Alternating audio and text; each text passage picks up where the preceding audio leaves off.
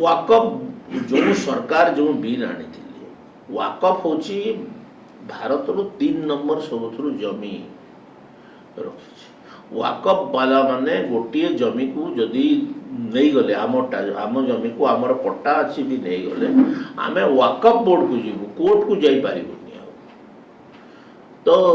ये super constitutional power वाकफ board को दिया जाइଥିଲା कांग्रेस समय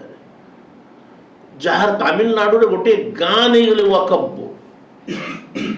आउ जो माने वाकफ बोर्ड रो समर्थन रे कहउछंती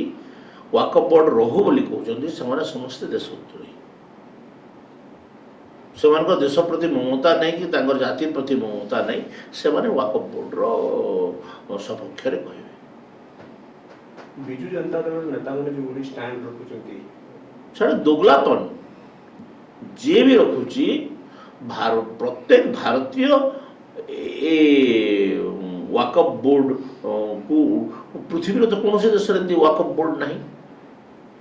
पाकिस्तान भी तो नहीं तो ये कौन पे वाकफ बोर्ड हम एवं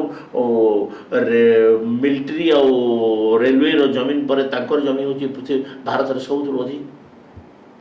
जहाँ जमी चाहिए नहीं जाउछंती एवं सही वाकफ बोर्ड विरुद्ध तो खाली आम हिंदू ना हो मुसलमान माने भी तो कहते आम जमी नहीं आम जमी नहीं से बहुत जन से भी अभियोग कर वाकफ बोर्ड तांकर जमी नहीं वाकफ बोर्ड रे जो माने भिखारी थे मेंबर से आज करोड़ाधिपति कौन वाकफ बोर्ड रे